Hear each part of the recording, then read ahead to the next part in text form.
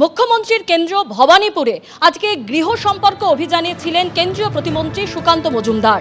তার এই কর্মসূচি চলাকালীন সেখানে বিক্ষোভ দেখানো হয়, তাকে ঘিরে চলে স্লোগানও।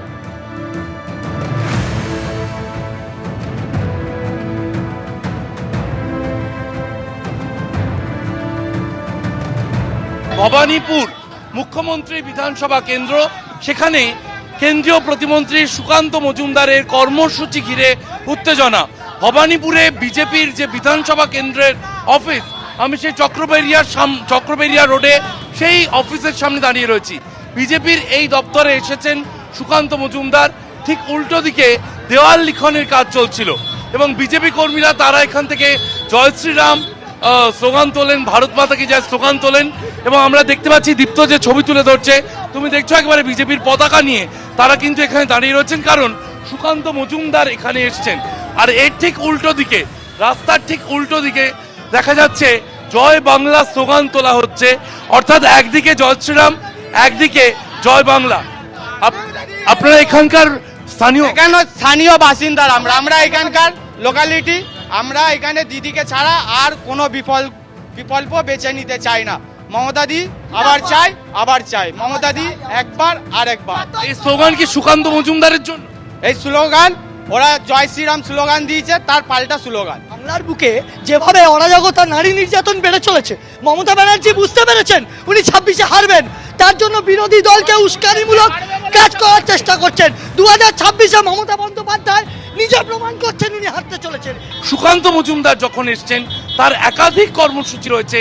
মুখ্যমন্ত্রী বিধানসভা কেন্দ্র ভবানীপুরে শুরুর প্রথম যে কর্মসূচি ছিল চক্রবেরিয়ায়, সেই চক্রবেরিয়াতেই কিন্তু উত্তেজনা ছড়ালো। দেখা গেল স্লোগান পাল্টা স্লোগান, উত্তেজনা ছড়ালো চক্রবেরিয়া এলাকাতে। বিজেপি বঙ্গ বিরোধী, বাংলার বিরোধী, বাংলাকে টাকা দেয় না, বাংলার প্রাপ্য দেয় না, বাংলার মানুষের অধিকার দেয় না, বাংলাকে অপমান করে, শুধু সিবিআই, ইডি, এনআইএ দিয়ে কন্ট্রোল করতে চায়, বাঙালি মনীষীদের অপমান করে, বাংলা ভাষা বললে পিটিয়ে মারে, বাংলা ভাষা বললে বাংলাদেশে পাঠিয়ে দেয়, আর মানুষকে লাইনে দাঁড় করিয়ে দিয়েছে। মানুষকে যারা অসুস্থ, বয়স্ক, কত মৃত্যু হয়ে গেল রাজ্যে, কেন না নাগরিকত্ব ভোটার তালিকা নিয়ে প্রশ্ন তুলে দিচ্ছে। ফলে তারা ভবানীপুর অকারণ সেখানে সময় নষ্ট করতে যাচ্ছেন। মুখে সব কথা বলতে হয়, শুনতে ওনাদের কিছু কর্মী টর্মীদের জন্য বলেন।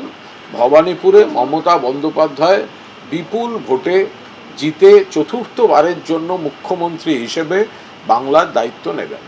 হ্যাঁতে হ্যাঁ মেলালেই আবাদ হবে বাগান, প্রতিবাদ করলেই বাদের খাতায়।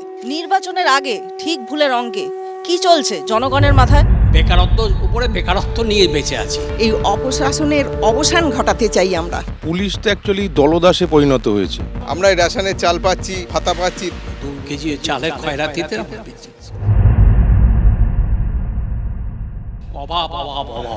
ভোটের আগে ফোকাস বদলে গেছে ভোটের ময়দানে। চাই নিজ খাদ্য থেকে চাই নিজ বাদ্যে শিফট করেছেন সকলেই। আর এখন নির্বাচনী প্রচারের সময় বাদ্য বাজাচ্ছেন লোকে ভাষণের মাধ্যমে। তারই মাঝে আমি হাজির বারাসাত বিধানসভা কেন্দ্রে। তাহলে চলুন শুরু করি সফর। এবছর 3 বারের তৃণমূলের বিধায়ক বলেছেন তিনি আর নির্বাচনে অংশগ্রহণ করতে চান না এবং নিজেকে তিনি ব্যর্থ বলেও দাবি করছেন। এ বিষয়ে আপনার মতামত কি? যথার্থ সত্য কথা বলেছেন। বারাসাতবাসী ওকে দেখেনি ওনাকে, এবং উনি পরিযায়ী পাঠিয়ে বলে পরিচিত বারাসাতে। বিধায়ক তো আজকে 15 বছর দূরবীন দিয়ে খুঁজে পাওয়া যায়নি। দেখেছি সিনেমার পর্দায় দেখেছি। খুব অল্প সময়ের জন্য, অল্প দিনের জন্য ওনাকে দেখি আমরা, এমএলএ কে আমরা পাই না, কোনো সুযোগ সুবিধাই আমরা বিধায়কের কাছ থেকে পাই না। গত বছর সেপ্টেম্বর মাসে চিরঞ্জিত চক্রবর্তী বলেন যে তিনি বিধায়ক হিসেবে ব্যর্থ। এতে কি তার কথার পরিপ্রেক্ষিতে দলে কোনো প্রভাব পড়েছে, বা সাধারণ মানুষ যারা ভোটার তাদের মধ্যেও কি কোনো নেতিবাচক প্রভাব পড়তে পারে বলে আপনার মনে হয়? স্বাভাবিকভাবেই মানুষের একটা অধিক প্রত্যাশা থাকে, সেই প্রত্যাশা পূরণে হয়তো উনি ব্যর্থ, এই কথাটা বলেছেন। হয়তো এই এফেক্ট হয়তো থাকলেও থাকতে পারে। যিনি তৃণমূল কংগ্রেসের প্রতিনিধি ছিলেন, তিনি একটি শ্বেতপত্র প্রকাশ করে বলুন বারাসাতের সার্বিক উন্নয়নের দাবি বিধানসভায় তিনি কতবার তিনি তুলে ধরেছেন। বউ হারালে বউ পাওয়া যায় রে পাগলা, কিন্তু চিরঞ্জিত হারালে, মানে চিরঞ্জিত ভোটে আর না দাঁড়ালে কাকে পাওয়া যাবে সেটা তো আমরা দেখতে পাবো যখন প্রার্থী ঘোষণা হবে। ততক্ষণ অন্য কথাগুলো বলে দিই। 2011 সালে প্রথমবার চিরঞ্জিত চক্রবর্তী বারাসাত বিধানসভা কেন্দ্র থেকে তৃণমূলের বিধায়ক হয়ে যেতেন। হারিয়েছিলেন ফরওয়ার্ড ব্লকের সঞ্জীব চট্টোপাধ্যায়কে। শুধু হারিয়েছিলেন তা নয়, পেয়েছিলেন 58%-এরও বেশি ভোট। এবং সেইটাই কিন্তু প্রথম এবং শেষবার নয়, চিরঞ্জিত চক্রবর্তী এখান থেকে বিধায়ক হওয়ায় হ্যাট্রিক করেছিলেন। 2021 সালের বিধানসভা ভোটটাই বারাসাতের সব থেকে বেশি বর্ণময় ভোট ছিল বলে আমার মনে হয়। সে বছর এই প্রার্থীদের মধ্যে আবার ছিলেন দুজন ইন্ডিপেন্ডেন্ট প্রার্থী এবং চিরঞ্জিত চক্রবর্তী জিতেছিলেন 46% ভোট পেয়ে। তবে মজার কথা, বিজেপি এবারে শক্তি বাড়িয়েছিল অনেক বেশি। 11% ভোট থেকে তারা শটান পৌঁছে গিয়েছিল 35% ভোটে। পরিবর্তন হাওয়া চলছে, বারাসাত জুড়ে চলছে। 29টে ওয়ার্ডে আজকে বিজেপি লিড রয়েছে। ভোটের আগে জয় বাংলা আর জয় শ্রীরাম, এই দুটো শব্দবন্ধের সংঘাত কোন পর্যায়ে পৌঁছতে পারে বলে আপনার মনে হয়? জয় শ্রীরাম আর শোনা যায় না, বিজেপিরাও জয় বাংলা বলে। আগামী দিন জয় বাংলা কেউ বলবে না, দাঁড় করা স্লোগান। দুই সরকারের অপশাসন, দুই সরকারের শোষণ, বঞ্চনা, নিপীড়ন সবটাই এসেছে। 5-7 বছরের অভিজ্ঞতার মধ্যে দিয়ে মানুষের কথা বুঝেছেন, যাহা তৃণমূল তাহাই বিজেপি। প্রশাসনের কাছে গেলে আমরা সুবিচার পাই না। সিন্ডিকেটের সরকার, তোলামূলের সরকার মমতা ব্যানার্জির হাতের কন্ট্রোলের বাইরে চলে গেছে। রাস্তাঘাটের অবস্থা আমাদের এখানে এই বারাসাতে খুব একটা ভালো নয়। মেন রোডগুলো তো অবস্থা খারাপ। একটু বৃষ্টি হলেই হাঁটু সমান জল হয়ে যায় 1 ঘন্টার বৃষ্টিতে। তার কোনো পরিষ্কার সলিউশন এখনো হয়নি। আগে অনেক জল জমতো, নিচু ছিল, এবড়ো খেবড়ো, এখন সেটা একদমই নেই। অল্প বৃষ্টিতেই জল জমে যাচ্ছে, সাধারণ মানুষের অসুবিধে হচ্ছে। আমরা কোনো সুযোগ সুবিধা কিচ্ছু পাই না। হ্যাঁ, আমরা রাজ্য সরকারের যতগুলো প্রকল্প আছে মোটামুটি সবটাই সুবিধা পাই আমরা। জেলা হাসপাতাল এমনই খারাপ অবস্থা যে আমরা তো যেতেও পাই না সাধারণ মানুষ। আর হাসপাতালের ব্যবস্থা তো খুবই ভালো। এখানকার পরিষেবা খুবই নিম্নতম। হাসপাতাল আগের থেকে অনেক ডেভেলপ হয়েছে, কিন্তু চাকচিক্য হয়েছে, সুন্দর বিল্ডিং হয়েছে, নীল সাদা রং হয়েছে। তার ভিতরের পরিকাঠামো যেটা ভালো ভালো ডক্টর, তার অভাব রয়েছে। ওখানে পরিষেবা ভালো না, আমরা হসপিটালে যাই না। যথেষ্ট পরিষেবা আছে এখানে এই অবস্থা, কিন্তু চাইলেও কিছু পাই না। ধরুন গোপাল মুখার্জিকে যেভাবে পাওয়া যেত, চিরঞ্জিত চক্রবর্তীকে সেভাবে পাওয়া যায়নি। এই এফেক্ট হয়তো থাকলেও থাকতে পারে। একটা ক্ষোভ বারাসাতবাসীর মধ্যে জন্মেছে। এবার তারা সিদ্ধান্ত নিয়েছে যে না, আর নয়, অনেক হয়েছে।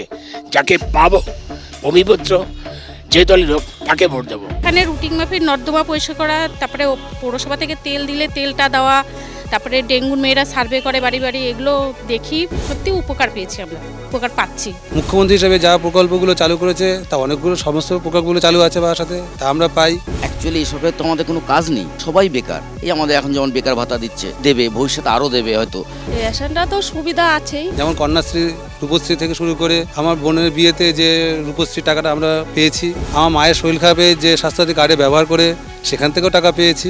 ভাতা নিয়ে আমার বাড়িতে লক্ষ্মী ভাণ্ডারের টাকা নিয়ে যদি আমি ভোটটা ওখানে দিয়ে ফেলি, তাহলে আমার মনে হয় ঘরে যে ছেলেটা বেকার আছে, তাহলে সে তো আর কর্মক্ষমতা হারিয়ে ফেলবে। ভাতা যা আছে তার পক্ষে তার বিপক্ষে বলার তো বড় কথা হচ্ছে, যে কোনো কর্মক্ষমতা সম্পন্ন বেকার যুবক যুবতীর স্থায়ী চাকরির দাবি আমরা করছি। দানে দানে পে লিখা হ্যায় দান করনে ওয়ালে কা নাম।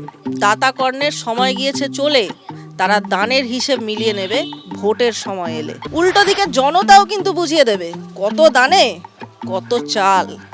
আজ আমি আমার বারাসাত বিধানসভা কেন্দ্রের সফর শেষ করছি এখানে। আপনারা দেখতে থাকুন তারকার চোখে তারকা কেন্দ্র। চোখ থাকুক এবিপি আনন্দ। এবিপি আনন্দ, এগিয়ে থাকে, এগিয়ে রাখে।